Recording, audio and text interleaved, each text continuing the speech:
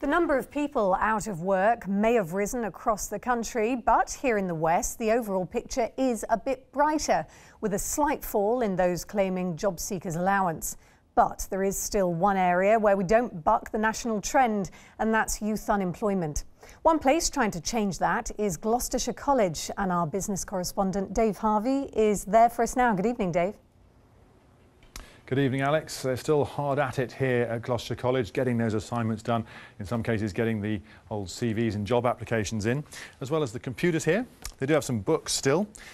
The Decline of Industrial Britain, 1870 to 1980, is one that caught my eye, showing, I suppose, that Britain has been here before. You mentioned that overall the West Country today saw a slight drop in unemployment, but here the focus is all on youth and on young people getting into work. As you say, they have practical courses in finance, hair and beauty, engineering, catering and hospitality I can see on a list over there, but also just a straightforward course, how to get a job, how to dress sharply, how to fill out those CVs and application forms, because it's all about trying to get these numbers down. Let's have a look. We've put a little graph together here with the West Country's unemployment numbers across the last couple of years. It all started back in 2009, climbing sharply. Look at that, up to August 2009. But then, thank goodness, the numbers fell away. And by 2010, a fifth of those people had found work again. But then look, climbing again steadily through the summer. In fact, this is the first month in 5 that we haven't seen an increase in unemployment in our part of the country. And yet it's even more complicated than that, because just as there are young people, some of them here in this college, who are finding it hard to get a job, I've been speaking to employers who are finding it hard to find workers. The Airbus A380, the biggest passenger jet in the world. We all know it flies on West Country wings and lands on Gloucestershire gear. But when the pilot wants to stop, he relies on one of these. A tiny titanium valve, assembled in Tewkesbury by skilled engineers like Rob. The company is called Moog, and they're famous for motion control. Every car in the Formula One circuit relies on Moog actuators to get off that starting grid.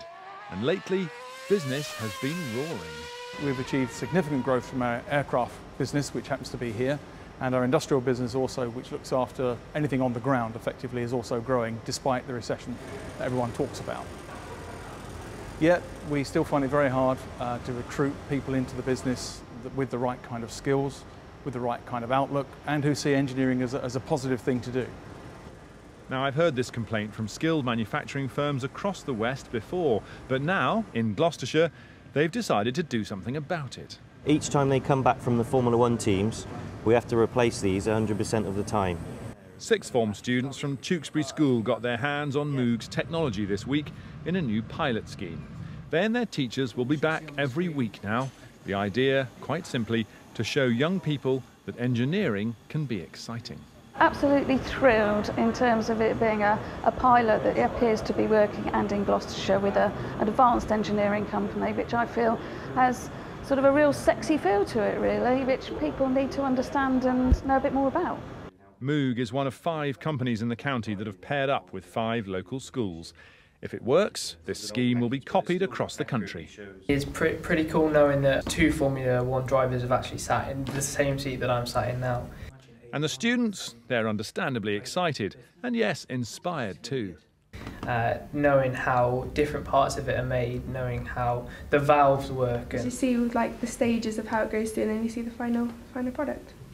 And is this something you might do when you leave school, now you've seen a little bit about how it all works? I'd quite like to design stuff for cars and for aerospace, yeah. This scheme won't fix next month's unemployment problem or even next year's. But this is about the long haul, something which engineers understand. And since we first told that story on the radio here in Gloucestershire this morning, would you believe it? They've had lots of recruitment companies onto them, even some budding young engineers. So best of luck to Moog with that little project there. But you know, this is more, isn't it, than just about fitting square pegs into square holes, getting more people to make more widgets. This is about that old question. What do you want to do when you grow up? In fact, right now, Ali Vowles is in Bath for Points West with some young people asking exactly that question, aren't you?